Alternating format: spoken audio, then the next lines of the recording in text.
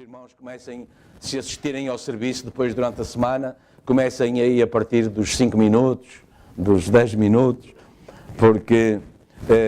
mas agora eu já posso ter aqui, a ver aqui a mesma coisa que vocês estão a ver, projetado lá na tela. Vamos então ler a Escritura, a Palavra do Senhor, nesta manhã. É uma situação que eu creio que é nossa, conhecida, mas que o Senhor preparou para nós nesta manhã. Vamos ler. Então Eliseu lhe mandou um mensageiro dizendo: vai e lava-te 7 vezes no Jordão, e a tua carne será curada e ficarás purificado. Porém Naamã muito se indignou e se foi dizendo: eis que eu dizia comigo, certamente ele sairá, pôr-se-á em pé, invocará o nome do Senhor seu Deus, passará a sua mão sobre o lugar e restaurará o leproso. Não são porventura Abana e Farpar, rios de Damasco, melhores do que todas as águas de Israel? Não me poderia eu lavar neles e ficar purificado? E voltou-se e se foi com indignação. Então chegaram-se a ele os seus servos e lhe falaram e disseram: meu pai, se o profeta te dissesse alguma grande coisa, porventura não a farias? Quanto mais dizendo-te-ele: lava-te e ficarás purificado. Então desceu e mergulhou no Jordão 7 vezes, conforme a palavra do homem de Deus. E a sua carne tornou-se como a carne de um menino e ficou purificado. Possa o Senhor abençoar a leitura da sua palavra. Podem sentar. Eu tomaria nesta manhã o tema: a palavra em ação. A palavra em ação. Veja, eu agora estava a ler a Escritura convosco e tocou o meu coração esta atitude daqueles servos que eram cristãos. Embora Cristo naquela altura ainda não tivesse sido glorificado, não é? Mas o Espírito de Deus estava naquele testemunho daquele povo de Deus. Em vez de lhe chamarmos cristãos, porque estamos no Antigo Testamento, vamos lhe chamar o povo de Deus, não é? Porque nós hoje somos cristãos, mas somos também o povo de Deus, certo? E repare, foi por demais importante a atitude daquela igreja. Porque aquele povo reunido era uma igreja. Era a igreja do Senhor. E eles tinham experiência naquelas coisas. E eles lutaram pela salvação daquele homem. Certamente ele já os teria ajudado noutras situações. Naamã era um homem poderoso. Naamã era o número 2 no reino da Síria. A seguir ao rei era ele. Ele era poderoso. E certamente já teria feito alguma coisa por eles. Ou não. Ou não. Mas mesmo assim eles sentiam que era preciso fazer algo com aquilo que o profeta de Deus tinha falado. Era preciso pôr aquilo em ação. Era preciso tomar uma atitude perante aquilo. E repara, nós vimos domingos atrás de domingos à igreja. Se calhar, eu vou tirar o se calhar, durante a semana oramos, lemos a Escritura, lemos a mensagem. Mas nesta manhã estes nossos irmãos estão-nos a dizer que é preciso fazer alguma coisa com isso. É preciso fazer alguma coisa com isso. Pelo menos é preciso pôr à prova aquilo que nós lemos e ouvimos e ver se resulta. Quem sabe resulta. Não é? Quantas vezes nos perguntaram, ou nós perguntamos a alguém: mas Deus não tem feito realmente alguma coisa por si? Ou então será insanidade será insanidade. Porque se Deus nunca fez nada por nós, se Deus nunca se manifestou na nossa vida, se na nossa vida nunca houve um milagre, então o que é que nos move, o que é que nos retém aqui? Não, eu não creio que seja assim, não é? Certamente Deus já fez verdadeiramente algo por nós. E é isso que nos segura, é isso que nos ajuda, é isso que nos leva à oração, é isso que nos faz buscar na Escritura algo que responda. Ou seja, foi isso que o profeta falou foi isso que o profeta Davi falou primeiro, quando ele escreveu pelo Espírito: quando um abismo clama, há um abismo que responde. A razão porque há uma moeda falsa é porque em algum lugar há uma verdadeira. A razão porque há incrédulos ou manufaturados, não é? Crentes mornos, fronteiriços. Mas isso só é possível ser identificado porque em algum lugar há um crente verdadeiro. Há alguém que se levanta para ficar do lado de Deus e dizer: não, eu sou. Pode até nem haver mais ninguém, não é? Lembre-se, mas eu sou a prova de que Deus existe. Eu testifico por Ele. E foi isso que eles fizeram. Foi isso que eles fizeram.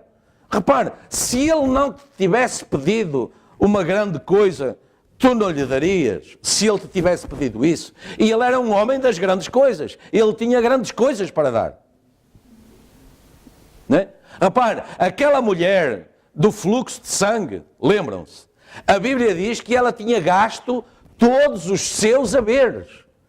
Ela provavelmente já não tinha mais nada para dar, senão ela teria dado. A única coisa que lhe restou foi ela tocar, responder àquele chamado. Ela disse isso a Jesus Cristo depois: eu senti dentro de mim que se eu apenas tocasse na orla do teu vestido, eu seria curado. E Jesus disse que foi na base daquele testemunho que o milagre aconteceu na vida dela. Ele pediu um lugar onde se encostar porque se sentiu fraco. Ele disse: de mim saiu virtude. De mim saiu virtude. Mas ela não. Ela foi curada na base da expressão, da razão, da essência,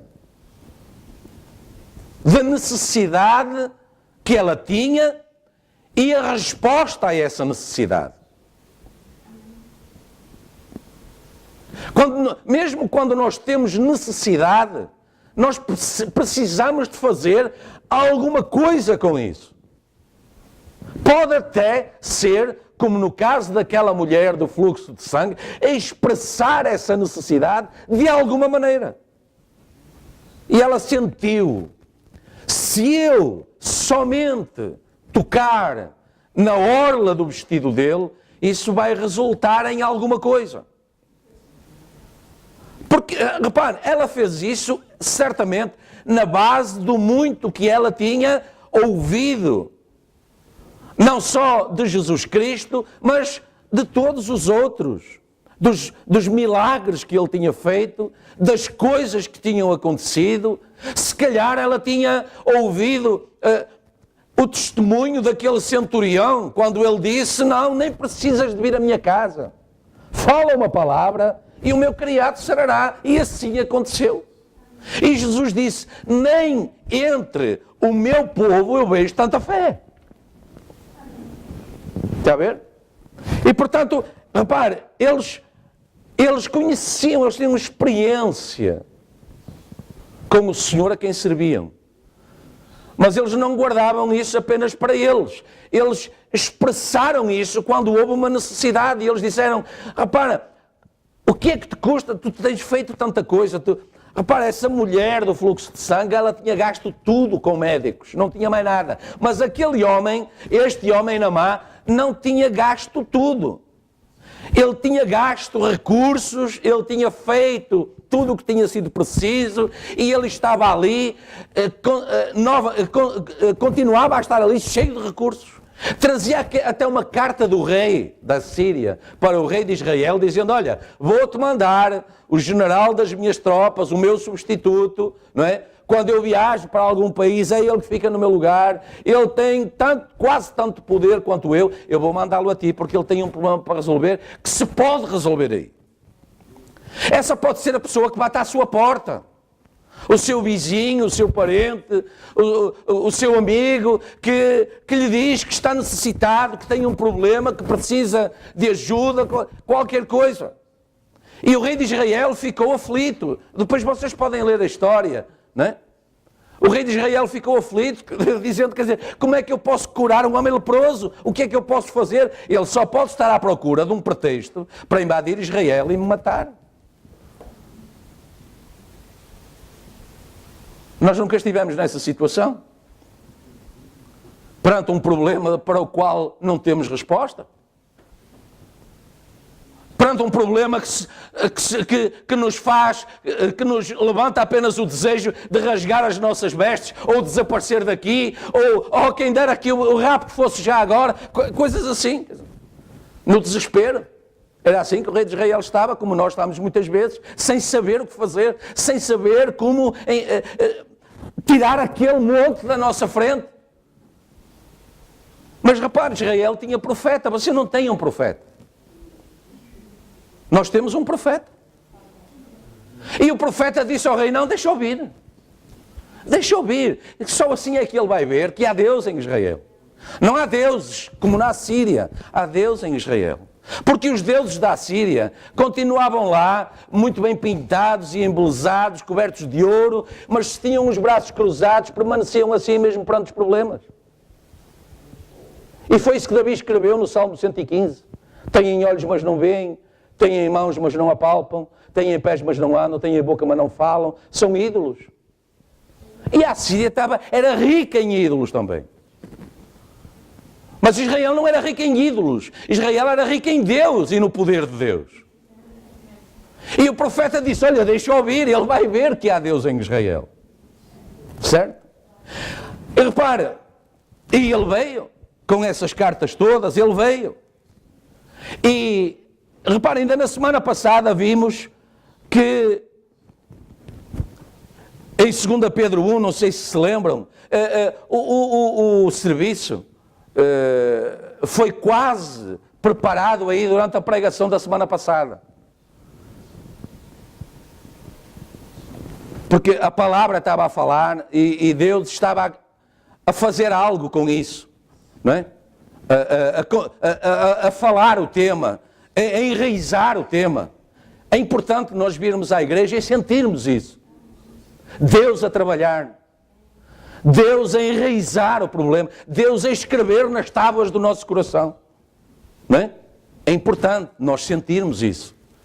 Não é? Porque isso é a vida de Deus que está na palavra. Não é só de pão viverá o homem, mas ele viverá de toda a palavra que procede da boca de Deus. Disso o homem viverá. E repare, ainda na semana passada, se lembram, nós lemos esta escritura onde diz que nenhuma escritura é de particular interpretação, mas foram homens santos de Deus, que foram inspirados por Deus, pelo Espírito de Deus, para escrever aquilo que nós lemos. Não é? Repare, está aqui expresso que nenhum homem tem a autoridade de pegar nisto e dizer outra coisa diferente daquilo que Deus fala. Não lhe pode dar particular interpretação. Certo? Repare, nós vimos a igreja e a igreja tem uma liderança e essa liderança é para ser seguida. Não é?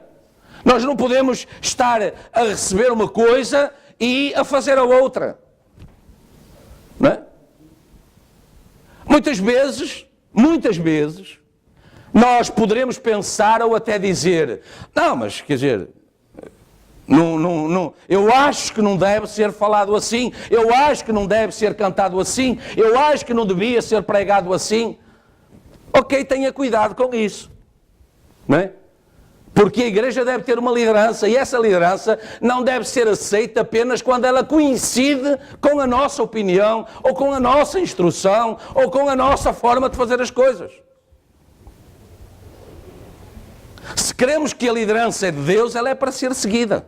Ou então teremos, em vez de uma igreja, teremos 2, 3, 4, 5, conforme a opinião de cada um, conforme aquilo que cada um ouve e acha que deve ser.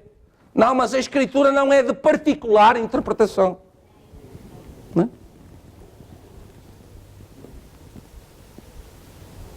Estamos juntos? A Escritura foi escrita por homens, certo foi. Mas a Escritura foi escrita por determinados homens que nos quais Deus colocou o seu Espírito e começou a falar através deles. E nós já temos mais do que maturidade, mais do que reconhecimento e conhecimento através das Escrituras para sabermos que Jesus Cristo foi o tabernáculo terrestre de Deus, em carne como a nossa, não é? Deus morou completamente dentro dele, toda a plenitude de Deus estava ali. Mas os outros homens que escreveram, repara, entre os quais este Pedro, se eu olho para o texto, seja sincero consigo mesmo, olhe para apenas essa porção de texto e diga-me quantos homens iletrados e indoutos são capazes, você chega à beira dele, entrega-lhe uma caneta e um papel e diz, agora escreva aí, e ele lhe vai escrever uma coisa assim, que prevalece anos e anos e anos e continua atual e continua a tocar no coração das pessoas. Qual é o homem iletrado e indouto? Um homem iletrado e indouto é um homem sem qualquer instrução. É um homem que quando vai ao banco levantar a reforma, tem que molhar o dedo na tinta e passar ali assim. Já viu nos correios ou assim no banco? Já viu? Eu já vi muitas vezes. Não é? Fica a impressão digital, porque não tem outra forma de se fazer reconhecido. Mas um homem assim, né, que não sabia nem assinar o seu nome, reconhecidamente era isso, era o homem que depois, foi o homem que depois escreveu tudo isto, para trazer à evidência que era Deus no homem. Não é? Era Deus no homem. E repare, portanto, este livro que nós temos como absoluto é um livro escrito e inspirado pelo próprio Deus para tornar possível o cumprimento da Escritura que diz, em Amós 3,7, que Deus não faz nada na terra sem antes falar por estes homens. Deus fala através de homens, inspirados por Ele. Escolhidos por Ele, preparados por Ele, santificados por Ele. Nós podemos olhar o homem e apontar-lhe defeitos. Todo homem carnal tem defeito que se lhe aponte. Mas são esses homens com defeito que Deus continua a escolher hoje para falar connosco. É isso que a Bíblia quer dizer quando diz que todo aquele que diz que não tem pecado mente. Faz Deus mentiroso. Certo? Os homens hoje, não há homem no mundo que não tenha defeito. Porque todos foram concebidos da mesma forma. Exteriormente, aos nossos olhos defeituosos, eles têm defeito. A diferença é que lá dentro Deus os santificou, primeiro os justificou de tudo aquilo que eles eram, os santificou, os encheu com o seu Espírito, mas diz a Escritura em Romanos, agora, à medida daquilo que Deus quer fazer, em Jesus Cristo estava a plenitude de Deus. Depois do Pentecostes, Deus repartiu o seu Espírito por cada um à medida daquilo que é útil a Deus. Certo? Portanto, isso nos torna a cada um, às irmãs, aos irmãos, aos jovens, a cada um, um vaso escolhido por Deus para Deus fazer algo. Certo? Para Deus fazer algo. Deus vai fazer alguma coisa. Eu sou cristão, eu sou crente, eu aceitei Jesus Cristo como meu único e suficiente Salvador. Eu estou disponível para ser usado por Deus. Deus vem e usa. Amém? Deus vem e usa. Assim, naquilo que nos diz respeito, mesmo através do profeta enviado por Deus aos nossos dias, o ensino é bíblico. E tem um propósito muito claro: ser posto em ação. Nós temos que entender isso. Deus nos chama, Deus nos instrui e depois Deus quer fazer algo com isso. Mas nós temos estudado o livre-arbítrio, já sabemos o que é isso, temos a possibilidade de recusar servir a Deus. Temos essa capacidade. Mas não é esse o propósito de Deus. O propósito pelo qual temos sido chamados e instruídos e equipados é para Deus se manifestar, para Deus mostrar que Ele existe, para ajudar outros que ainda não sabem isso, como foi o caso aqui. Ele ia voltar para trás, se não tivesse vindo alguém lhe dizer: olha, calma, mas pensa bem, custa-te muito fazer... Ele ia voltar para trás. Se não viesse alguém testificar do poder de Deus, não é? Se não viesse alguém combater aquele raciocínio carnal, mas na minha terra há rios melhores, há igrejas mais bonitas, com cadeiras estofadas, com candelabros suspensos no teto, com tudo aquilo que uma pessoa precisa para ir à igreja e se sentir comodamente instalada. Lá há tudo. Mas lá também havia lepra. E lá não havia quem tivesse resposta para essa lepra. Quando a igreja precisou de um novo edifício, houve quem respondesse. Quando a igreja precisou de bancos novos, houve quem respondesse. Quando a igreja precisou disto, daquilo mais, sempre houve quem respondesse. Quando a igreja precisou do poder curador de Deus, não havia quem respondesse. Nem os próprios deuses deles, a quem eles diziam servir. Até que a palavra foi posta em ação. Mas se esse é o propósito de Deus, ungindo a palavra com vida, essa vida, por ser espiritual, carece de um corpo que manifeste essa vida e a ponha em ação. É aí que nós entramos neste plano de Deus, nesta, como o profeta diz, nesta economia de Deus. É aí que nós entramos. Diz o profeta na mensagem: o desvelar de Deus. Agora, vemos aqui, desde o Pentecostes, Deus não está a agir no homem. Deus não está a agir no homem. Ele está agora a agir através do homem. Está a ver? Está a dar conta da diferença. Deus não está a agir no homem, não é? A proporcionar-lhe todas as coisas que ele precisa, a água da rocha, está a ver? Maná do céu. Não, ele está, agora ele precisa, ele mudou. Ele disse: não, a partir de agora eu vou precisar de um homem que se disponha a ser usado por mim.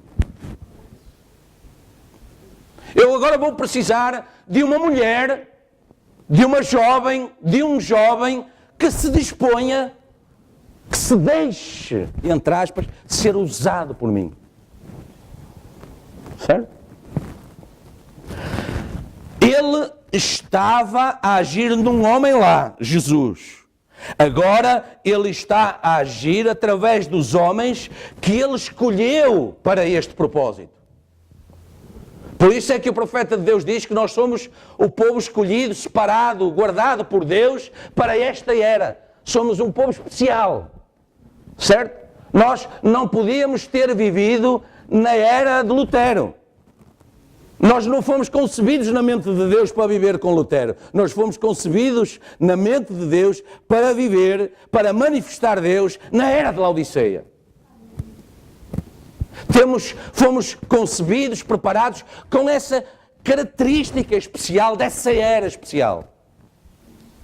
Porque, repara, é tão especial que é a única era que pôs Cristo fora da igreja. Está a ver? E, portanto, ele não se encontra na igreja. Quem quiser encontrar Deus tem que ir ter consigo. Foi isso que Deus determinou que fosse feito. E por isso Deus o preparou para que isso pudesse acontecer nessa era de Laodiceia. Repare, um tipo do que aconteceu antes do dilúvio. Deus olhou desde os céus e só viu um homem capaz de onde ele se manifestasse, que foi Noé. Não havia mais nenhum no mundo que Deus olhasse e pudesse dizer, sim, aquele tem características para eu poder usar. Está a ver? Mas Noé achou graça. E nós somos os Noés da era de Laodiceia. Aqueles que Deus escolheu, preparou convenientemente para estarem aqui e nestas condições, jovens e jovens da minha igreja, nestas condições, e os não jovens também, coitados, o que eles passam. Nestas condições, permanecerem como este pequeno rebanho que falou com Naamã naquele dia. Sim, mas o quê? Mas calma, mas há uma chance, há uma hipótese, mas o que é que custa? O que é que custa dobrar o joelho, fazer uma oração, usar o nome de Jesus Cristo? O que é que custa? Certo? Ele escolheu para este propósito Deus na forma de homem, ele transformou-se da forma de Deus para a forma de homem. E isto nos traz também, isto é um pouco a retrospectiva, não é? Que nós já ouvimos isto tudo.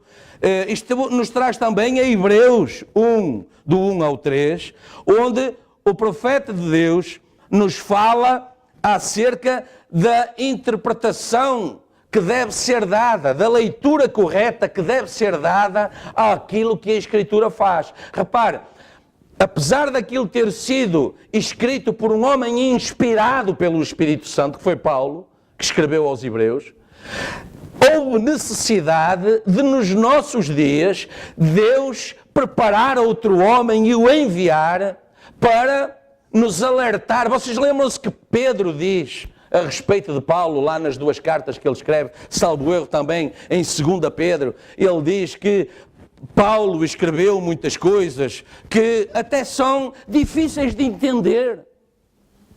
Um homem iletrado e indouto, lá estava ele, dizendo que Paulo escreveu muitas coisas difíceis de entender, mas que nós aceitávamos porque vinham de Deus, mesmo sem entender.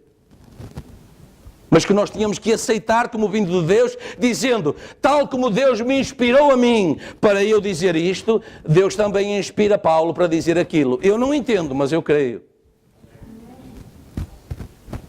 Não vou colocar a minha particular interpretação. Dizer, olha, assim, mas nesse caso o que Paulo queria dizer não era bem isso. O que Paulo queria dizer era isto. Não, Pedro recusa-se a fazer isso. Eu não concordo muito com aquela parte que o pastor falou, ou da maneira como o pastor canta. Eu não vou cantar assim, eu canto de outra maneira. Há aí uma quebra de liderança. Não, é apenas que porque eu não concordo, que não sei o quê. Então a liderança é só aceita enquanto nós estamos de acordo com ela. Mas a Bíblia diz que há coisas que a mente do homem nunca vai entender porque elas são discernidas espiritualmente. Portanto, não é na faculdade, não é no seminário, não é no dia-a-dia, não é no tipo de trabalho que eu tenho. Não, elas só vão ser discernidas através do Espírito de Deus. Guarda isso. Isto mostra então devidamente que a revelação gera uma fé que vai pôr a palavra em funcionamento. Se puderem abrir comigo em 1 Coríntios no capítulo 2, eu queria ler um pouquinho da Escritura convosco. 1 Coríntios capítulo 2. Portanto, eu vou repetir, isto mostra a evidência que a revelação gera uma fé que vai pôr a palavra em funcionamento. Certo? Ou seja, o que é que isto quer dizer? Vai levar-nos a dizer amém, aleluia. É isso que quer dizer. Vamos ler um pouquinho desta Escritura. Vamos começar no versículo 1. E eu, irmãos, diz Paulo, quando fui ter convosco, anunciando-vos o testemunho de Deus, não fui com sublimidade de palavras ou de sabedoria. Repare, este tinha essa sabedoria dos homens.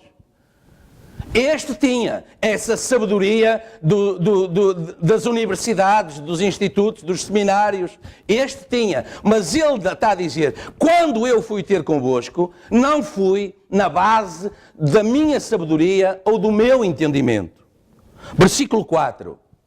A minha palavra e a minha pregação não consistiram em palavras persuasivas, de sabedoria humana, mas em demonstração do Espírito e do poder. Ou seja, eu não vos levei a palavra toda direitinha, isto diz aquilo, mas eu mostrei-vos o poder que estava na palavra. Ou seja, eu levei-vos a opinião de Deus acerca disto. Quando eu precisar de saber, quando foi preciso saber o que é que aquilo que estava escrito quis dizer, não fui eu, Paulo, quem vos disse, mas foi Deus quem veio e vos disse, porque a palavra não é minha, a palavra é dele.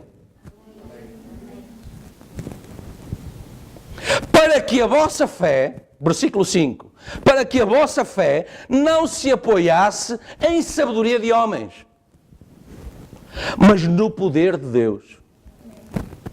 Todavia, falamos de sabedoria, deixe-me seguir aqui, até ao 8. Todavia, falamos de sabedoria entre os perfeitos, não porém a sabedoria deste mundo. Está a ver? O que é que Paulo está a dizer? Eu estou a falar entre vós, eu estou a falar convosco, e entre nós há uma sabedoria que é comum. Paulo está a dizer, vocês têm a mesma sabedoria que eu tenho em relação a estas coisas, porque se o mesmo Espírito que está em mim estiver em vós. Não a sabedoria deste mundo, nem dos príncipes deste mundo, que vão desaparecer, se aniquilam. Mas falamos a sabedoria de Deus, oculta em mistério, a qual Deus ordenou antes dos séculos para a nossa glória, a qual nenhum dos príncipes deste mundo conheceu. Porque se a conhecessem, nunca teriam crucificado Cristo. Está certo? Você pode dizer amém, concorda com isto? Pode discordar. Pode discordar. Está a ver? Agora veja, versículo 10. Mas Deus nos revelou pelo seu Espírito. Porque o Espírito penetra todas as coisas, ainda as profundezas de Deus. Certo? Está a ver? Porque qual dos homens sabe as coisas do homem, senão o Espírito do homem que nele está? Não é? Oh, irmão, imagine, nem precisa de ser cristão, mas imagine que você não gosta de futebol. Não é? E se encontra com o seu amigo que come aquelas notícias todas. Se encontra-se com então, ele vai falar consigo de futebol e você está completamente a zero. Olha, e sabes qual é a nova aquisição do nosso clube e tal? Está a ver? É certo ou não? Agora, se você está no mesmo espírito do homem, ele vai dizer uma e você duas. Não, e aquele, e o outro, e aquilo, e aquele resultado ali. Está a ver? Portanto, é disso que a Bíblia está a falar. Eu não estou a falar isto como menosprezo, não. Por amor de Deus, tem 22 anos que as pessoas muitas vezes me acusam disso. Não é isso. Eu estou a falar sinceramente e trazer casos do dia a dia para nós, muitas vezes, entendermos melhor aquilo que está aqui a Bíblia a falar em causa. Ninguém sabe das coisas que são do homem, senão o espírito do homem. Não é? Portanto, repare, Amós disse, dois só podem andar juntos se eles estão de acordo, se eles falam a mesma linguagem, se têm os mesmos interesses. Entende? É disso que eu estou a falar, é disso que a Bíblia está a falar. Agora, Paulo está a dizer, mas nós não recebemos o espírito do mundo, mas o espírito que provém de Deus, para que possamos entender o profeta. Para nós entendermos o profeta, para nós entendermos a Escritura, nós temos que estar no mesmo espírito, no mesmo canal de comunicação. Está bem? Por isso é que há traduções, para facilitar até isso, porque senão uma pessoa que não soubesse inglês, por exemplo, como é que ia entender o profeta? Que ele só falou em inglês, e inglês do Kentucky, que era outro homem quase iletrado, não era iletrado nem indouto, mas tinha aquela instrução mínima, não é? Como no nosso meio será, por exemplo, tinha a 4ª classe, ou o 5º ano, como nós ouvimos dizer, entende? E falou tudo aquilo que nós temos ouvido, que ele disse, não é? Portanto, é o Espírito de Deus que vem e faz a ligação, arranja um homem para falar e interpreta nos corações daqueles que estão a ouvir, para que haja uma conexão, uma ligação, um entendimento, que Paulo está a dizer, já não é natural, não é? Mas é espiritual. Já não basta falar a mesma língua, não é? Mas é espiritual, é essa que faz a ligação. Versículo 14, ora, o homem natural, e isto é importante, o homem natural não compreende as coisas do Espírito. Está a ver? Se chegar aí a um transeunte qualquer, que não tem a mínima noção do que é Bíblia, do que é Deus, do que é dispensações, do que é eras da igreja, e vai falar com ele acerca, mas olha, o 7º selo é silêncio. Espera aí, você está a falar de quê? Porque Deus enviou um profeta e tal, que veio e falou assim e tal, não sei o quê, e ele trouxe as eras e os selos, a semente da serpente, não sei o quê. Está a falar de quê? O homem natural não compreende as coisas do Espírito de Deus porque lhe parecem loucura. Isso está na sua Bíblia. E não pode entendê-las porque elas se discernem espiritualmente. Mas o que é espiritual discerne tudo e de ninguém é discernido. Está a ver aí o seu escudo? Você sabe com que tipo de pessoa está a falar e a pessoa não sabe com que tipo de pessoa está a falar. É por isso que muitas vezes até o povo de Deus é tido por cobardola. São os cobardolas. A gente fala para eles, escarnece deles e eles calam-se e seguem em frente, não dizem nada, não reagem. São os cobardolas. Tinham direito a indemnizações, podiam ter ido e dar um tiro no fulano, podiam ter ido e fazer a queixa dele e levá-lo para o tribunal e metê-lo na cadeia e não fazem nada disso.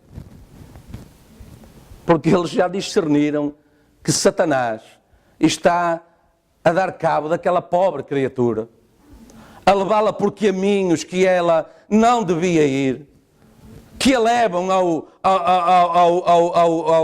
ao inferno, que a levam ao desassossego, que a levam à maldição, para eles, para os seus filhos, para os seus descendentes, por aí fora. O profeta de Deus alertou, Deus nos promete bênção até à 3ª e 4ª geração daqueles que o amam, né?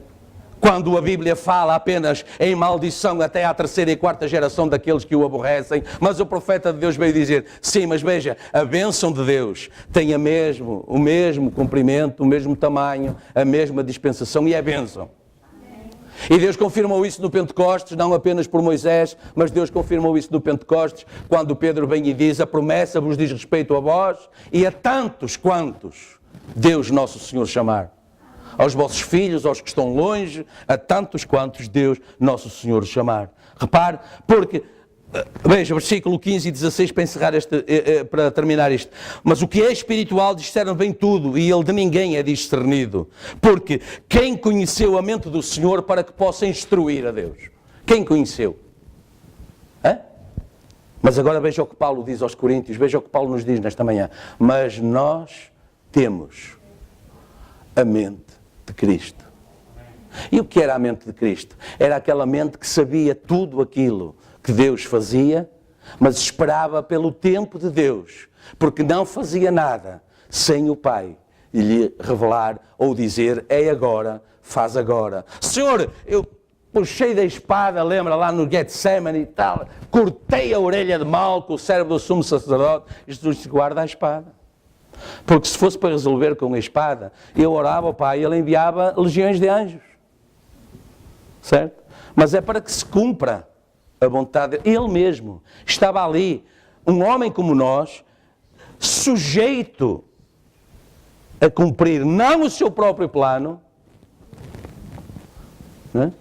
não baseado no seu próprio entendimento. Repare, ele com 12 anos, lembra-se, ele no templo derrotou todos os teólogos. Lembra-se disso? Portanto, também não era uma questão de ignorância, que é o que muitas vezes o mundo acha que nós somos. São ignorantes. Andam ali metidos naquela doutrina, naquela religião, só veem aquilo, não veem mais nada ao lado, é só Jesus. Não vê mais nada. Andam ali. Repare, só há uma forma de vida, é Jesus. Certo? Repare, os ignorantes não somos nós. Não é?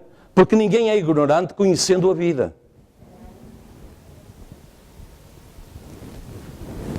Nós temos a mente de Cristo. Amém? Daí que o objetivo de Deus seja, e este é um dos versículos que eu catei na semana passada, o profeta na mensagem levantando da história, o profeta diz aqui: eu confio que vai ser mais alguma coisa para ajudar os seus filhos, pobres, enfermos, em sofrimento neste dia. Ele estava, é o versículo 6, é o parágrafo 6, ele está a começar a mensagem, ele está a dizer: olha, eu não sei porque é que eu estou aqui, mas de uma coisa eu tenho a certeza, eu estou aqui, nós estamos aqui, porque Deus tem algo para enviar em nosso auxílio, em nossa ajuda, para responder à nossa necessidade, à nossa oração, ao propósito do nosso coração, que nos fez levantar da cama, à pressa, assim meio atordoados, lavar a cara com água fria, vestir qualquer coisa, apanhar o autocarro, o metro, o carro, por aí fora, e vir por aí adiante para estar aqui. E o profeta está a dizer: é porque há um propósito de Deus para isso. É porque há um propósito de Deus para isso. Certo? Como ouvimos também, o controle supremo do Filho de Deus, Adão, perdeu-se na queda. Ele tinha o controle supremo. Ainda na semana passada, se lembram, ouvimos isso. Ele deu os nomes às coisas, aos animais. Ele falava e acontecia. Ele era a plenitude de Deus ali. Não é? Ele era um tipo de Cristo. O primeiro tipo de Cristo foi Adão. Não é? Ele tinha todo o poder. Ele tinha o poder supremo. Não é? Ouvimos aqui, esta árvore, afinal não gosto desta árvore aqui. Olha, move-te para ali. E ela ia. Não é? Um pouco assim, repare. Mas, porque se perdeu na queda, a partir daí, a fé teve que entrar em ação. Diz o profeta na mensagem Fé Perfeita: ele buscou-me quando eu não era nada. Este é o tal versículo que eu falo algumas vezes. É a tal citação que eu falo que algumas vezes, que quando eu li pela primeira vez, isto abanou-me todo por dentro, não é? Ele buscou-me quando eu não era nada, e eu ainda não sou nada, mas estou nas suas mãos. Veja, ele buscou-me Ele é que veio à minha procura. Temos que ter essa noção. Temos que ter essa noção. Tanto jovens como não jovens. Ele buscou-nos. Ele veio à nossa procura. Ele é que nos encontrou. Onde quer que estivéssemos, na condição em que estivéssemos, Ele é que nos encontrou, Ele é que nos buscou. Ele amou-me quando eu não podia ser amado. Estava mergulhado em pecado, tinha sido concebido em iniquidade, tinha nascido a falar mentira. Ele buscou-me nessa condição. Ele amou quando você não podia ser amado, mas Ele mudou. Foi como a irmã de cor disse daquela vez no testemunho. Ela disse: eu não sou o que eu devia ser e não sou o que eu quero ser. Então eu não sou o que eu costumava ser. Ela sabia que tinha chegado a algum lugar, algo tinha acontecido. E é assim, se Deus, quando eu estava afastado dele, me amou dessa forma, até que se abaixou para me apanhar e para me levantar, isso dá-me confiança de que Ele me quer usar. Ele teve um propósito ao fazê-lo. Ele viu algo em mim. Ele viu algo em si. Ele tinha uma razão para o salvar. Veja as pessoas que hoje não estão salvas. Veja. Mas Ele tinha um propósito para fazer isso connosco. Veja os milhões que Ele podia ter tomado em vez de si. Está a ver? Mas Ele tomou-o a si. Amém? No meio dessa multidão, desses milhões, desses bilhões, Ele tomou-o a si. E a mim, e a nós. Pensem nisso, meninos. Jovenzinhos. Idosos também. Pensem nisso. Ninguém pode tomar o seu lugar, amém? Você está na economia de Deus. Ninguém o pode tirar. Esse é o amor dele por si. Então o seu amor não irá chegar até ele. E aí está uma relação amorosa. Não importa qual seja a situação, as circunstâncias são geridas por este amor que cria fé. É daqui que vem a fé. É por isso que na estatura do varão perfeito, não é? Pedro disse que o primeiro patamar é fé, e a Bíblia diz que a fé é dom que vem de Deus, e nós chegamos a esse patamar quando descobrimos isto, que Deus nos amou mesmo na condição em que nós estávamos, e Deus nos tirou de uma condição de perdição para uma condição de eternidade. Certo? Olha, é um pouco como o filho que foi separado dos pais à nascença e os reencontra não sei quantos anos mais tarde. Não é? E ele dá conta, afinal, quer dizer, ali aconteceu algo, mas agora há este reencontro. E eu reencontrei-me com a minha origem. É isso que aconteceu connosco. Porque a Bíblia diz que estávamos na mente de Deus desde antes da fundação do mundo. Então há esse reencontro,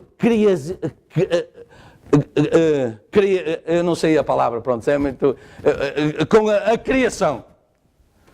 Não é? Há de haver uma palavra para isso, pronto, criacional, qualquer coisa assim, mas não interessa, isso também não é importante. Mas há esse reencontro. Quando Deus se nos deu a conhecer, nós entendemos que nos reencontramos com aquele que nos criou. Amém? Muito bem. Então, não pode deixar de produzir exatamente, olha o que o profeta está a dizer. Deus tinha um propósito lá pelo qual nos criou, nós andámos por onde andámos até o momento em que Ele nos foi buscar e nos colocou no nosso lugar para nos usar, para se manifestar através de nós. E o profeta está a dizer aqui agora, não pode deixar de produzir exatamente o que Deus prometeu que iria produzir. Ou seja, Se Deus determinou que você iria voltar a Ele à eternidade, essa eternidade já está em si. Amém? Crê nisso? Glória a Deus. Portanto, diz o profeta na mensagem, eu sei que o meu Redentor vive. Agora queremos ver isto primeiro, que não há nada que nos possa destruir, até que o propósito daquele que nos criou tenha sido cumprido. Sabe o que é que o profeta está a dizer? Que Deus prometeu a Abraão que iria cumprir todos os dias dele. Então Satanás pode atirá-lo para o meio da rua, ou tentar desviar um carro e tal para ver contra a sida, enquanto o propósito de Deus para cada um não se cumprir aqui, ninguém o tirará daqui. Quando os nossos dias terminarem aqui, o dador da vida nos tomará para si, para a eternidade de onde nós viemos. Lembre-se, nós fomos, entre aspas, tirados da eternidade para vir cumprir um plano de Deus aqui. Terminado esse plano de Deus aqui, o que nos está reservado é voltar à eternidade de onde fomos tomados. Você crê nisso? Essa é a fé de rapto.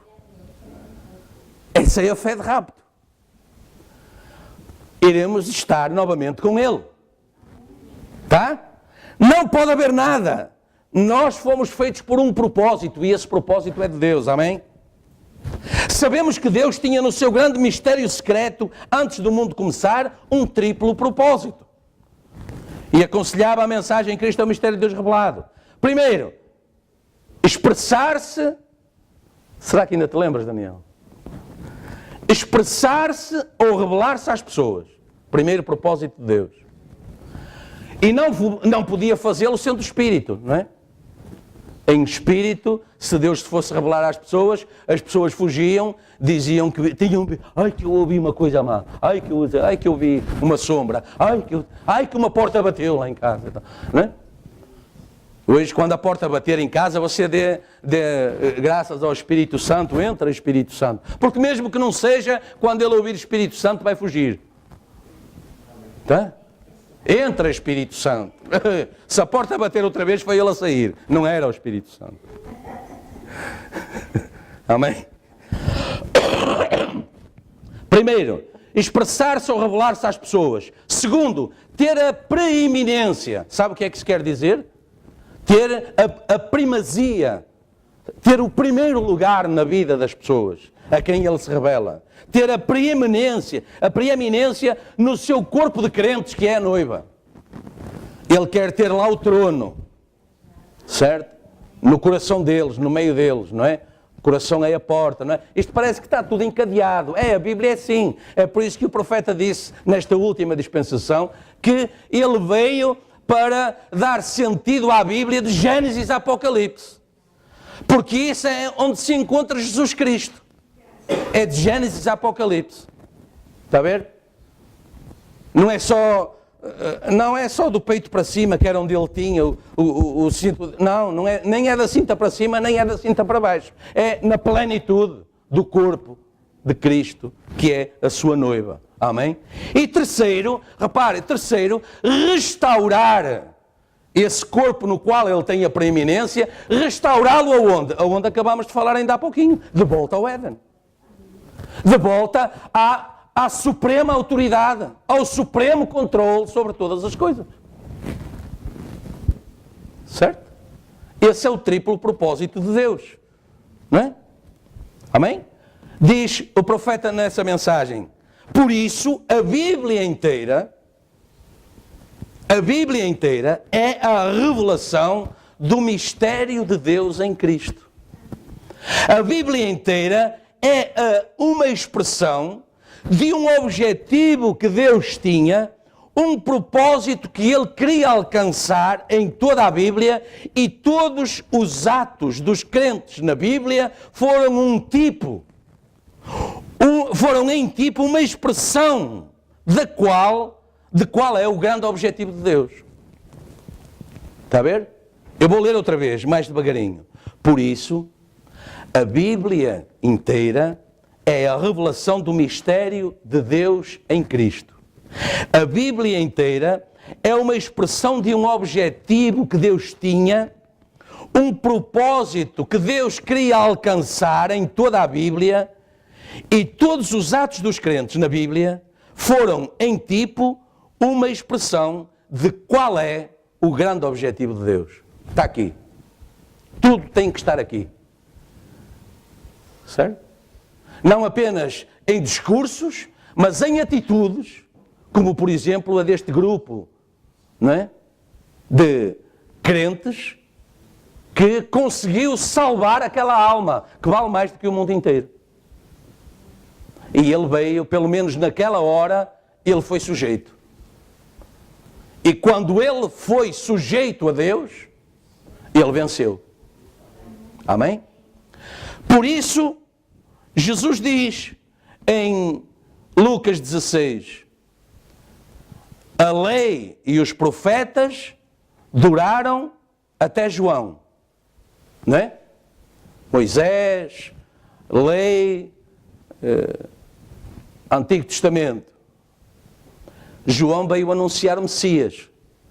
João veio anunciar o plano de Deus de substituir o juízo da lei pela graça do próprio Deus. Jesus foi a graça de Deus sobre a terra. Certo? Portanto, a lei e os profetas duraram até João. Desde então, desde João, é anunciado o reino de Deus. Por isso o Evangelho veio depois aos gentios também.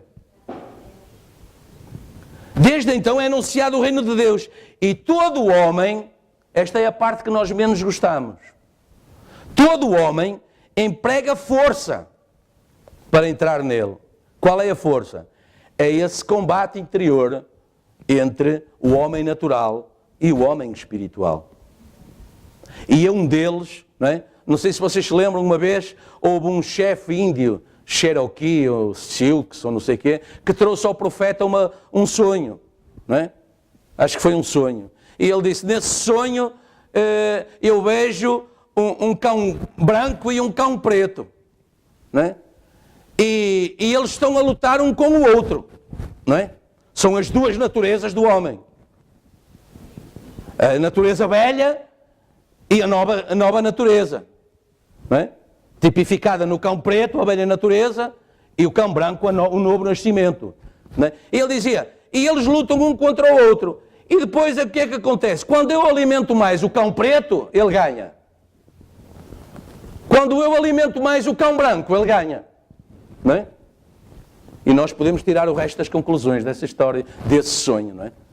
Podemos tirar os restos das conclusões. Sempre que nós alimentamos mais o cão preto, ele ganha. Sempre que nós alimentamos mais o cão branco, ele ganha. Porque, como lemos atrás, Paulo a falar aos Coríntios, ninguém conhece das coisas do homem, senão o Espírito do homem que está nele, e da mesma forma ninguém conhece das coisas de Deus, senão pelo Espírito de Deus. Amém? É feito, portanto, um anúncio profético da entrada dos gentios a esta graça, em Jesus Cristo.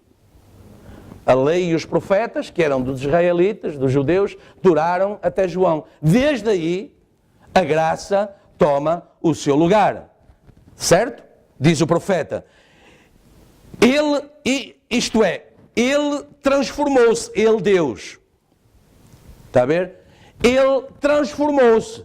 Ele derramou-se em. Isto foi o que Deus fez depois pela graça, no dia de Pentecostes. Ele derramou-se em. Ele começou a entrar em vasos, não é?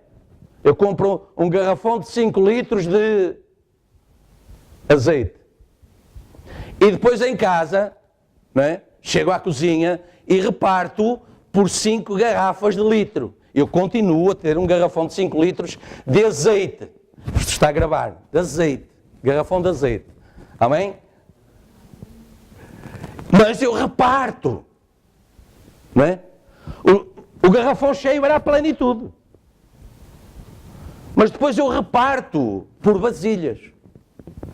E eu continuo a ter a plenitude. Se elas estiverem juntas, eu tenho a plenitude. Certo? Apesar de estar uma porção em cada um. Não é? Um bocado aqui, um bocado ali, um bocado... Ou seja, Jesus Cristo está ou não hoje em carne no mundo? Está? Está ou não? Ele só está em garrafas. Amém? Isto para trazermos a coisa assim, mais para descontrair um pouquinho, para desanuviar assim um pouquinho. Esse é o objetivo. Ele derramou 100, amém? Noutra máscara, noutra forma. Mas é o mesmo Deus. Não que outra pessoa saísse dele, chamada Espírito Santo. Mas era ele mesmo, entende? Ele derramou-se nas pessoas. Cristo em vós.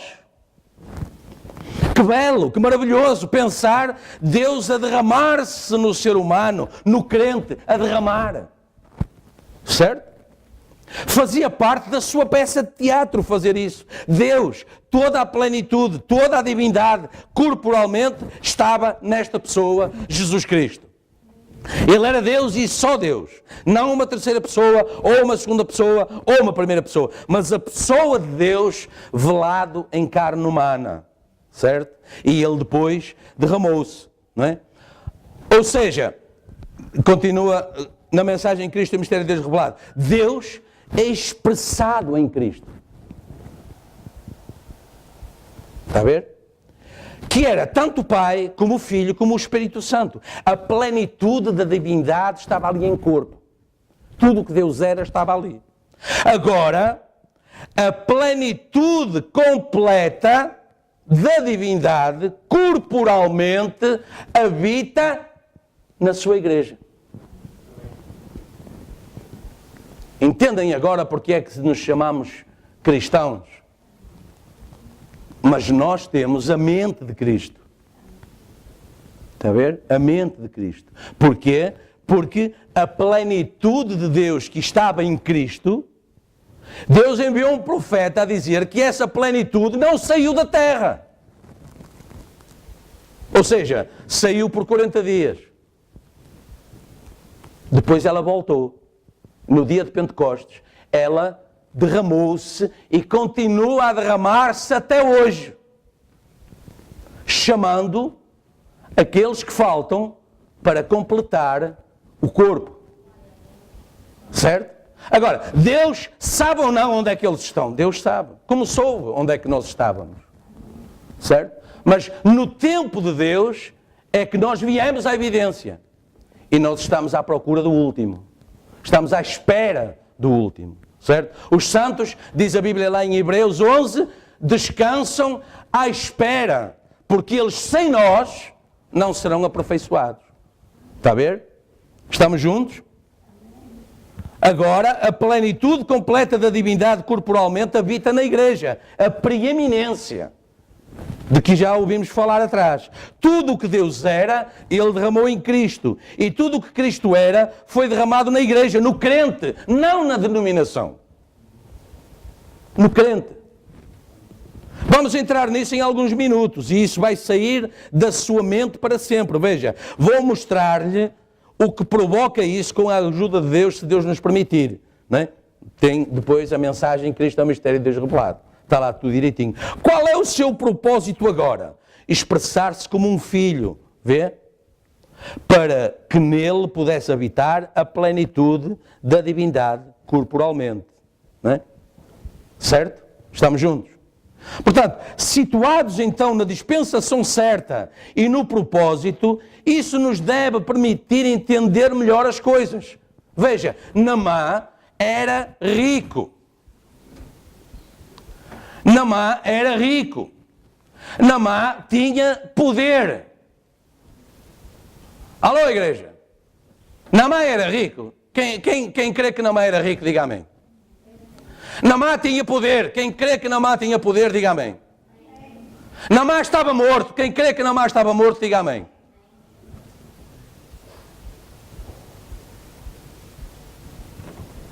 Todavia, apesar de tudo isso, Naamã estava condenado à morte. E podemos ver também que, se a fé não estiver corretamente alinhada, gerará um sentimento perverso. Em 2 Reis 5, veja, nós lemos, Naamã muito se indignou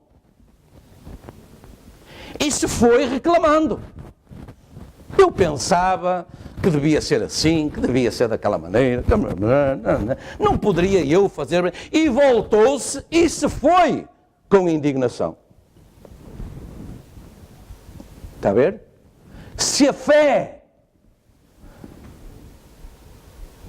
que o Senhor permita, que o Espírito Santo alinhe nos corações corretamente esta certeza, se a fé não estiver corretamente alinhada, ela gera sentimentos perversos. Afasta as pessoas do companheirismo com Deus. Não é só da igreja. Porque eles podem estar na igreja e é como que não estejam. Não entra nada, não fica nada. Não é? Não é só isso. Não é só na igreja, é fora dela também. Não querem orar, não sabem orar, não se rendem, não se dedicam. Não é?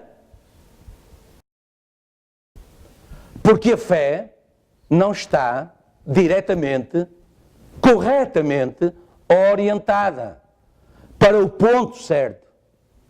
Certo? Repare, o que é que adianta se ir ao encontro do seu inimigo que vem de frente para si com uma espingarda que tem um cano a 90 graus? Vamos supor que isso era possível. Não é?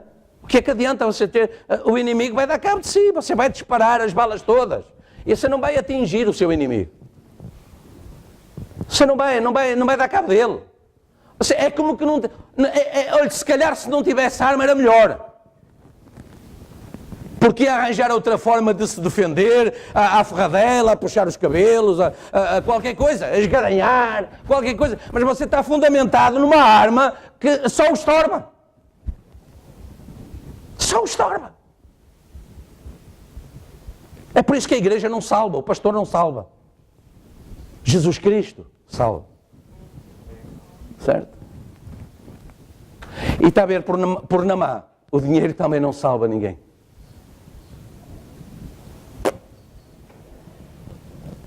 Agora, Paulo disse um dia, mas se Deus é por nós, quem será contra nós?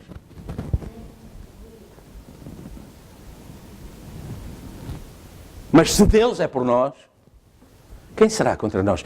E ainda sem a revelação de Jesus Cristo, Ezequias disse ao povo, calma, com eles está o braço de carne, mas connosco está o Senhor nosso Deus.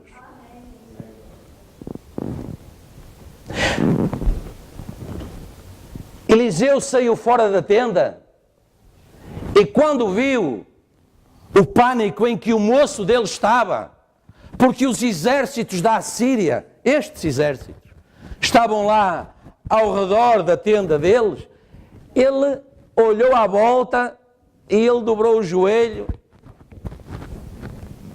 Ele disse, Senhor, tem misericórdia da minha tenda, porque os exércitos estão aí, eles vão dar cabo de nós. Nós não temos exército, nós não temos dinheiro para comprar homens que venham combater por nós, mercenários. Ele não disse nada disso, ele disse, Senhor, abre os olhos do moço. Abre os olhos do moço. E quando Deus abriu os olhos do moço, ele viu que por trás dos exércitos da Assíria estavam os exércitos do Deus vivo. E só Eliseu é que via. E depois o moço. Os exércitos da Assíria não viam. Os exércitos da Assíria hoje não veem, Tiago. O exército de Deus que está ao seu redor. Crê nisso, irmão? Amém, irmão? Os exércitos da Assíria não têm a mínima noção dos exércitos de Deus que estão à sua volta.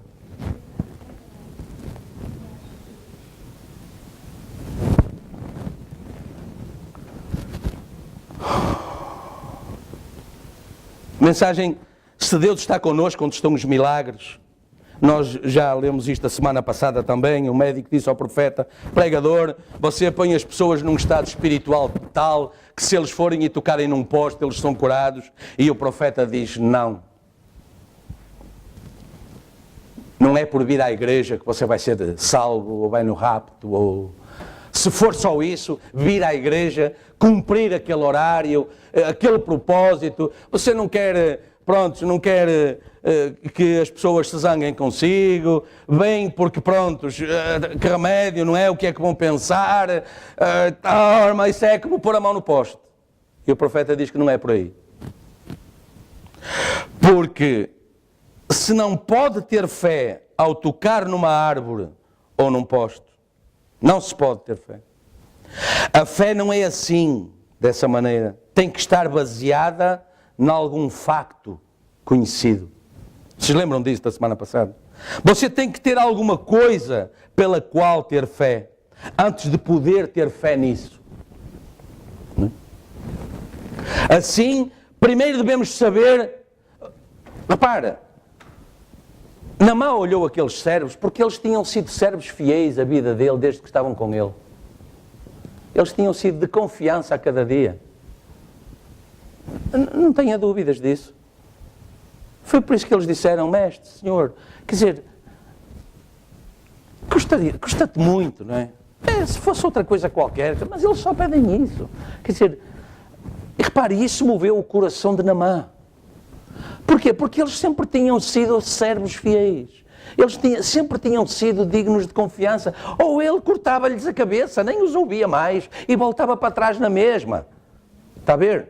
Portanto, a fé tem que estar baseada em algo. Algo que seja, passando a redundância, que seja da nossa confiança.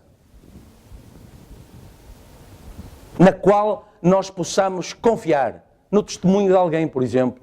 Na experiência de vida. No exemplo anterior. É por isso que é importante o testemunho. Porque no testemunho você ouve não apenas aquilo que Deus faz pela pessoa que está a testificar, mas você se recorda daquilo que Deus fez por si em algum momento lá atrás. Está a ver? Tem que haver algo de concreto, algo de confiável, não é? Você tem que ter alguma coisa pela qual ter fé. Antes de poder ter fé nisso, assim, primeiro devemos saber como e qual é o desejo de Deus, qual é o plano de Deus, como nos devemos aproximar de Deus para esse plano. Repare, nós quando nascemos, qual foi a primeira coisa em que nós tivemos confiança, em que nós tivemos fé?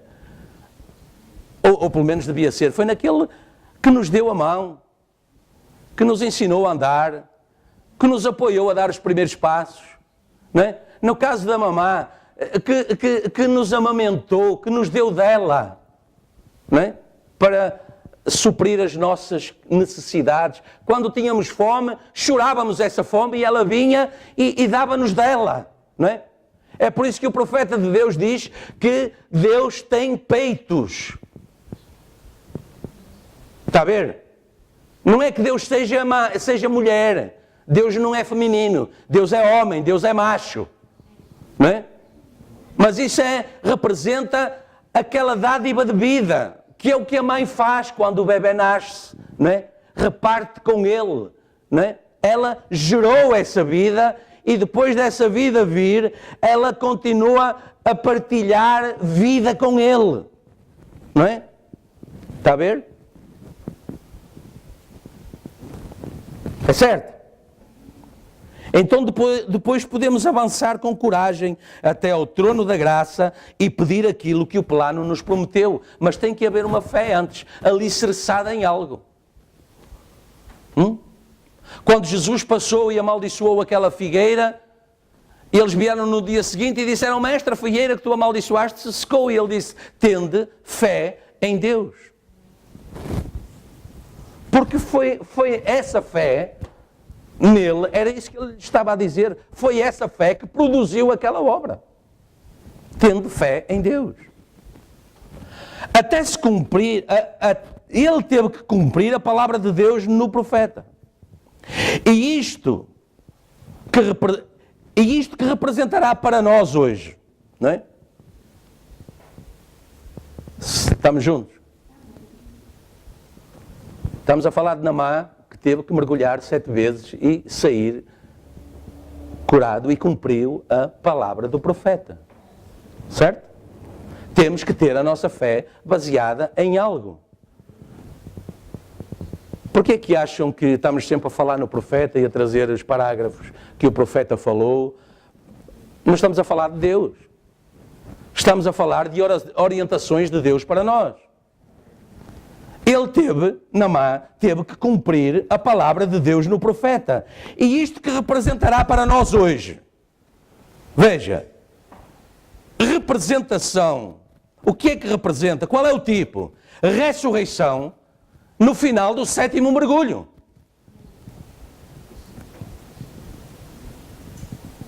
Repare, a mensagem, o espírito de Elias em Eliseu, e nós hoje estamos no mesmo ministério do espírito de Elias, estamos no mesmo ministério de Elias,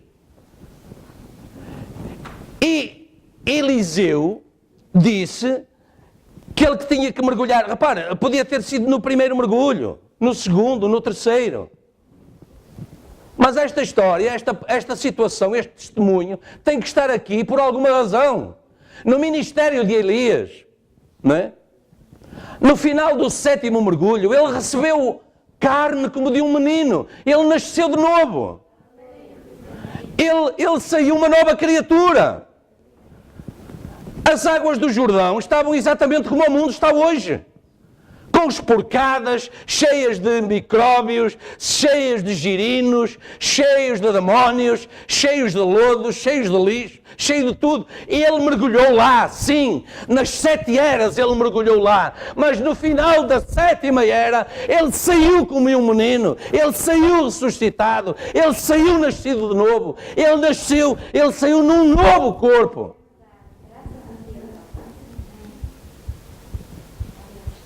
Essa é a questão. E se ele tivesse rejeitado, isso seria morte. Se ele tivesse rejeitado a voz do profeta, ele estava a rejeitar o próprio Deus, que é o dador da vida. E se nós rejeitamos a vida, o que é que resta? Houve um jovem que uma vez tomou essa decisão. E depois, se acompanharmos o seu percurso, encontrámo-lo em Lucas 16 novamente, e ele está desesperado. Não precisam de abrir, a hora tem corrido rápido, eu vou ler, mas vocês conhecem a história e podem continuar em casa. O profeta nos diz que a Bíblia identifica o jovem rico, e esse jovem rico rejeitou Jesus Cristo. Mas quando ele rejeitou Jesus Cristo, ele prosperou ainda mais do que o que ele era. Deram conta nisso? E nós o encontramos depois sendo aquele rico que já não tinha mais onde aforrar, não tinha mais onde guardar. E ele disse: descansa a minha alma, eu tenho tudo que eu posso comprar até o mundo. Eu tenho toda a glória do mundo aqui agora. E Jesus lhe disse: louco, hoje mesmo pedirão a tua alma, e o que é que tu tens guardado no céu? E nós encontramos-lo depois em Lucas 16, encontramos-lo no céu, e há um abismo entre Abraão e ele. Certo? E ele pede para passar de um lado para o outro, e Abraão diz: não é possível. E depois ele tem um ato de desespero. Ele tem um ato de desespero, que está lá em Lucas 16, do 27 em diante. Ele diz: rogo-te, pois, ó Pai, que mandes alguém à casa do meu pai, pois tenho 5 irmãos, para que lhes dê testemunho. Para que lhes dê testemunho. E o que é o testemunho? É a evidência de que a palavra esteve em ação. É ou não? Porque se a palavra não estiver em ação, nós não temos de que testificar. Estamos juntos. E agora ele diz, olha, mas espera aí, eu tenho lá 5 irmãos, eu não quero que eles vivam como eu vivi, porque eu não quero que eles venham para onde eu estou. E veja o que Abraão lhe diz. Veja o que Abraão lhe diz. Versículo 29 diz Abraão assim, eles têm Moisés e os profetas, ouçam-nos. E ele disse, não, Abraão, meu pai, eles não vão ouvir porque eu também não ouvi. E eles não vão ouvir o meu testemunho porque eu, se falei, foi contra tudo isso.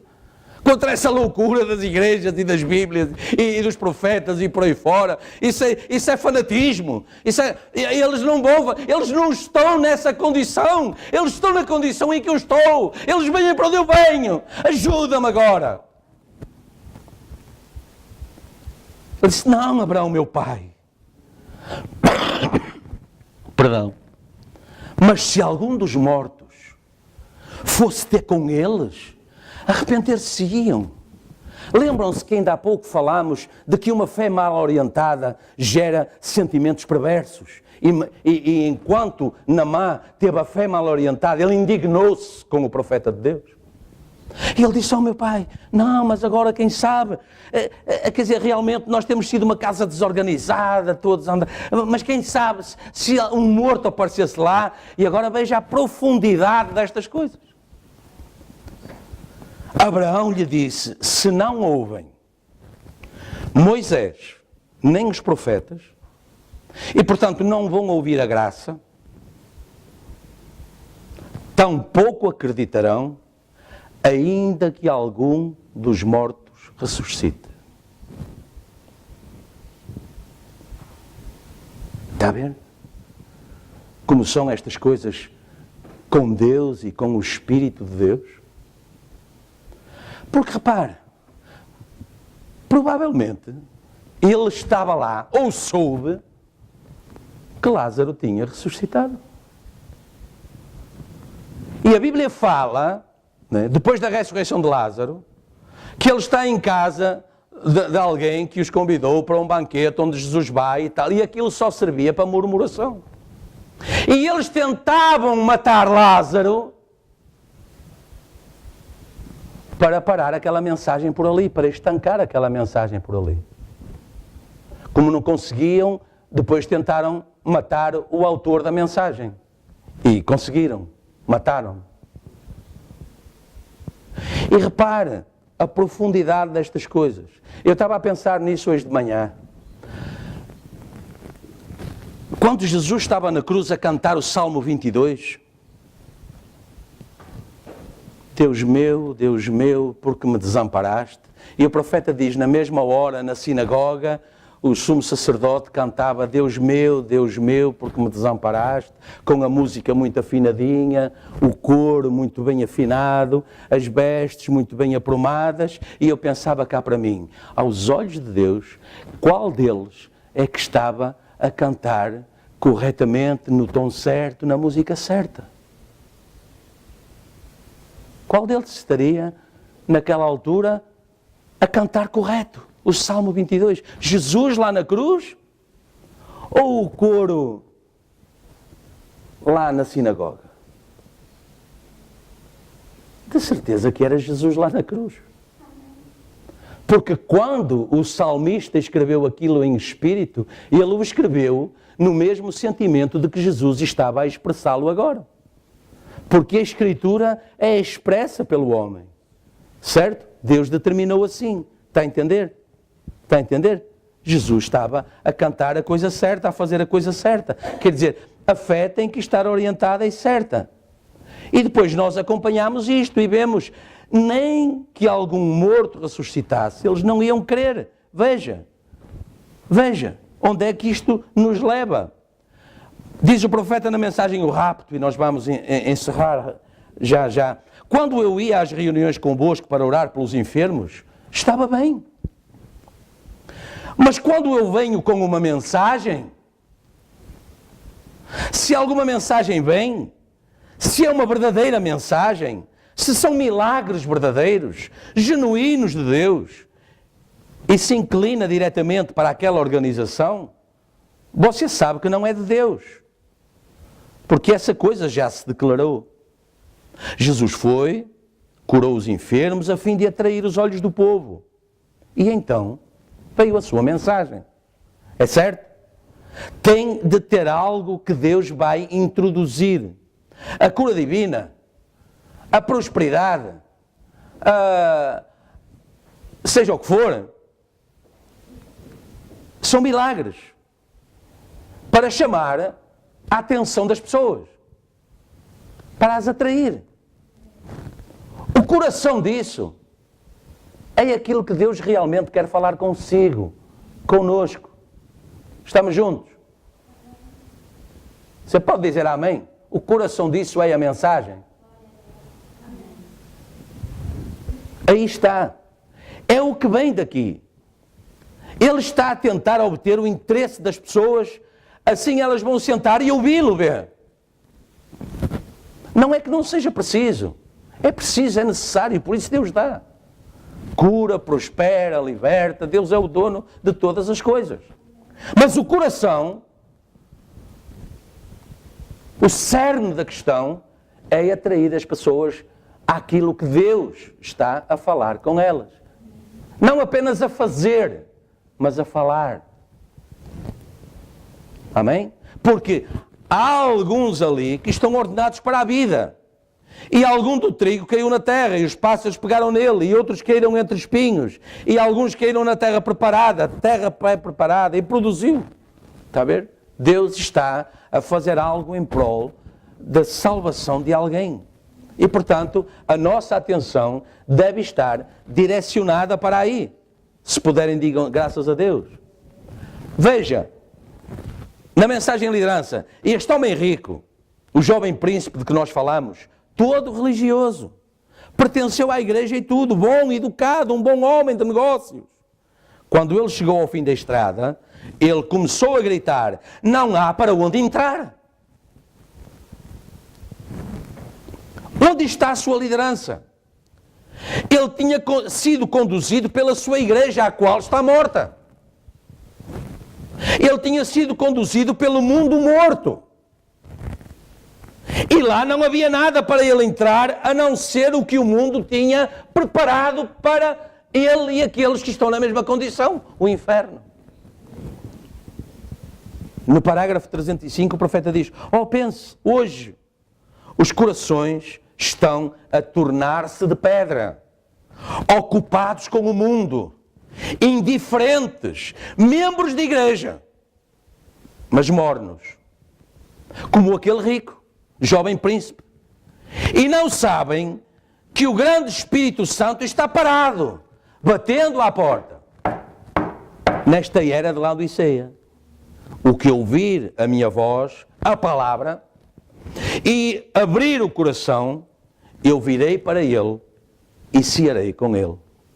Amém? Eu ouvi, continua o profeta na mensagem Éden Satânico, eu ouvi o irmão Neville dizer esta manhã, alguém pode lhe ter perguntado, porque é que eu não pregava sobre o Espírito Santo? Porque é que eu não fazia isto? Diz ele, aqui está, o Espírito Santo é a ação em você. Você pergunta às pessoas, mas você crê que tem o Espírito Santo? Tenho. Tenho o batismo do Espírito Santo? Tenho. Então se tem, a ação da palavra tem que estar lá.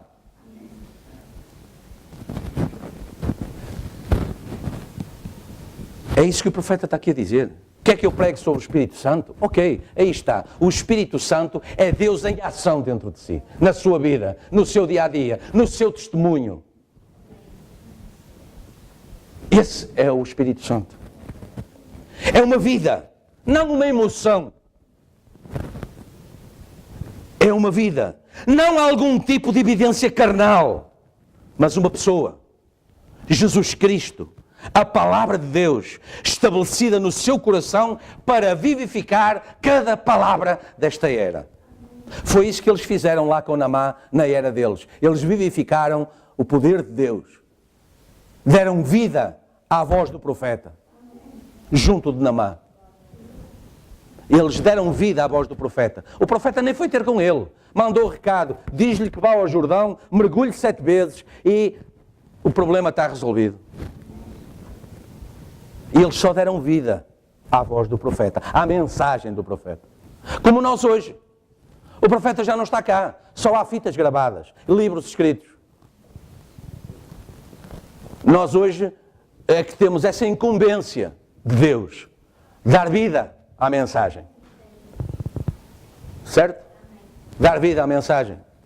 Porque senão ela não será mais do que isto. Um livro que se recebe, se coloca na prateleira, se leu ou não, se sublinha de várias cores, amarelo, verde, vermelho, a lápis, a caneta e tal, e pendura lá. Mas Deus não enviou uma mensagem para ser colocada ali. E não há escusa, porque está a ser traduzida. Em português de Portugal para os portugueses. Certo? Certo. Observe o Espírito Santo em ação. Não tanto em demonstração, mas em ação. O que é que o Espírito Santo faz na sua vida de acordo com a palavra? Certo? De acordo com a palavra. E agora sim, vamos terminar. O profeta diz na mensagem, uma exposição das eras na era de Tiatira, o Senhor sonda os rins. Eu peço desculpa, hoje estamos 10 minutos adiantado da hora do costume. O Senhor sonda os rins. A palavra sondar significa rastrear ou seguir de perto. Deus segue de perto os nossos pensamentos, os rins. É isso que significa na Escritura. Ele sabe aquilo que está nos nossos corações. Ele vê as nossas obras, que são uma manifestação definitiva daquilo que está dentro de nós. Uma manifestação definitiva daquilo que está dentro de nós. As nossas obras. É do coração que procede a justiça ou a maldade. Os nossos motivos, os nossos propósitos, são todos conhecidos por Ele, enquanto Ele, Deus, observa cada uma das nossas ações.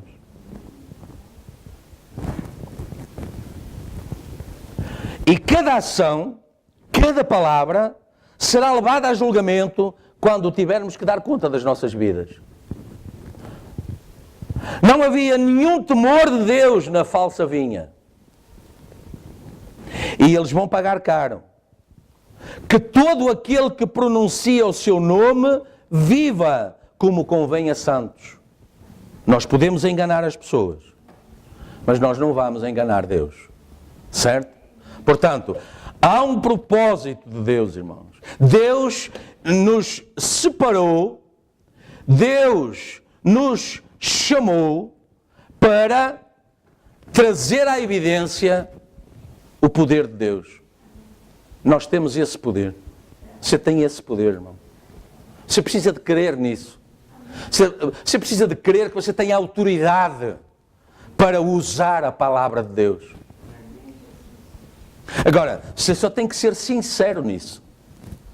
Você tem que crer com uma fé de Deus.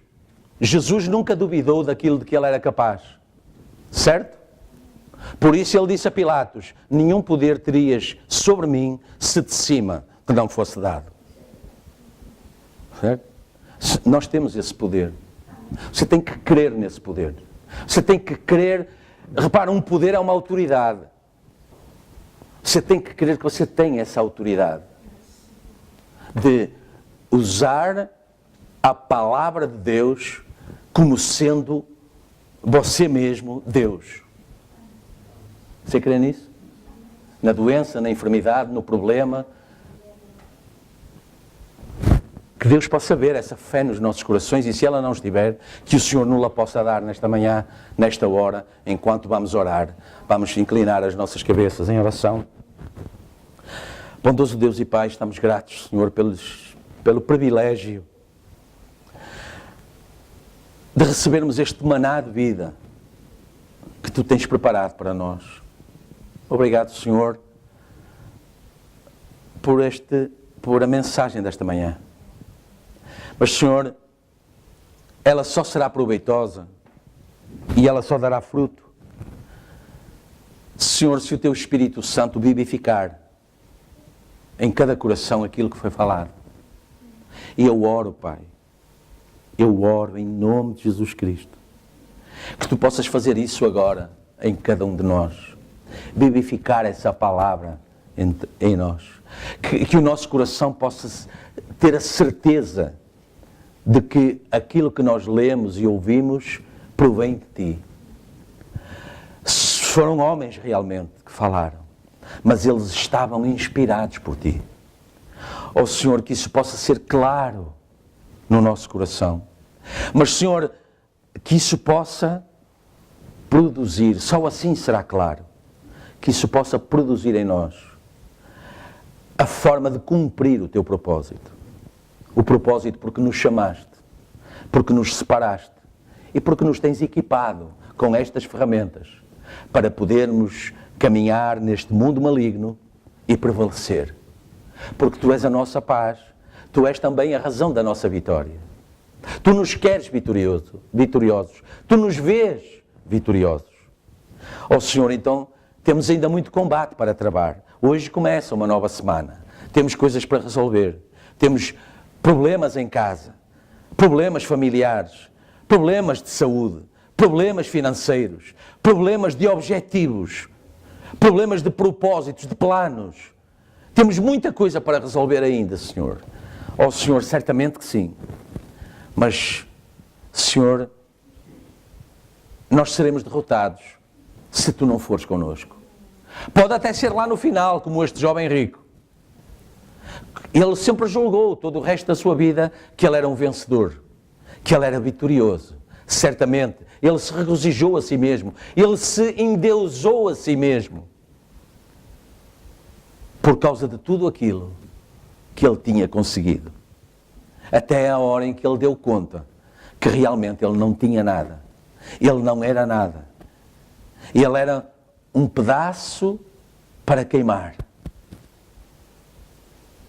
Oh Senhor, realmente como Jesus falou, que surpresa foi para ele nesse dia. E que surpresa será para muitos nesse dia, Senhor. Mas, ó Deus, há um pequeno rebanho. Há uma mulher de fluxo de sangue. Há uma mulher cirofenícia. Há um centurião. Há servos e servas. Há filhos e filhas. Ó Deus, há porções de Ti que estão espalhados ao redor do mundo, sofrendo, padecendo, incompreensão, pelo menos isso, a incompreensão. Senhor, mas eu oro, Pai, para que a coragem nunca falte, para que a determinação nunca falte, para que a fé perfeita, verdadeira, sincera, corretamente orientada, nunca falte. E, Senhor, que nos momentos de aflição, quando dobrarmos o nosso joelho, em busca do versículo que possa responder à nossa questão naquela hora, que possa resolver o nosso problema naquela hora, ó Senhor, que nós tenhamos a humildade de fazer como Naamã. Ouvir a voz do profeta e cumprir de acordo com ela. Deixar para trás o que o mundo possa pôr de grandeza em nossos ombros e aos nossos olhos. Deixar para trás tudo isso e olhar a magnificência de Deus e a grandeza que Ele tem reservada para todos aqueles que o amam.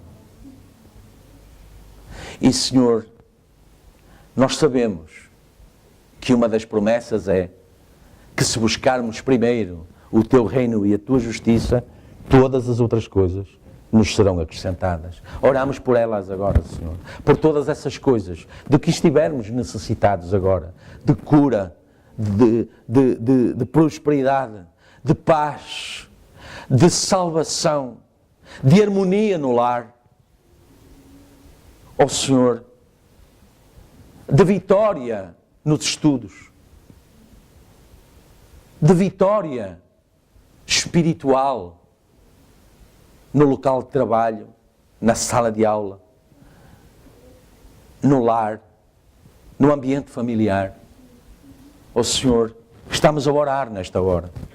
Estamos a apresentar perante Ti aquilo que verdadeiramente nos aflige. Mas, Senhor, que o façamos como Lázaro no regaço de Abraão. Não em desespero, como esse jovem rico estava, buscando por uma condição que ele tinha rejeitado anteriormente. Ó Senhor, se há alguém aqui nesta manhã que possa realmente vir aos teus pés e, Senhor, se rever nessa condição,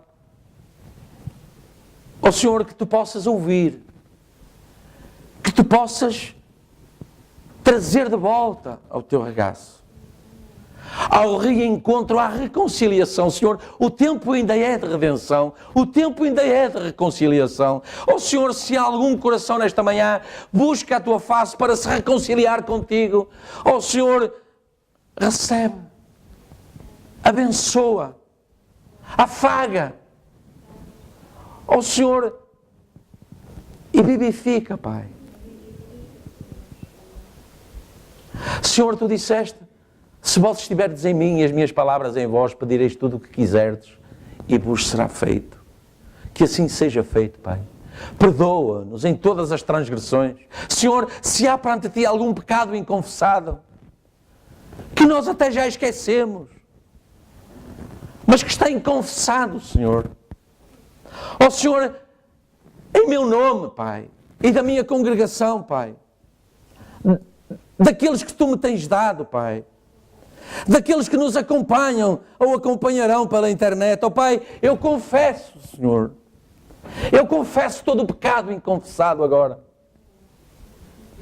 Ó Senhor, eu faço em nome de Jesus Cristo, porque Ele é o sumo sacerdote da nossa confissão, que pode compadecer-se, porque em tudo foi tentado, mas sendo sem pecado.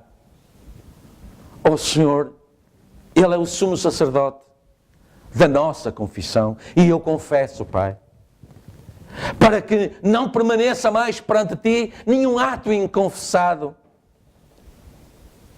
que possa fazer, Senhor, separação entre a nossa oração e os Teus santos ouvidos.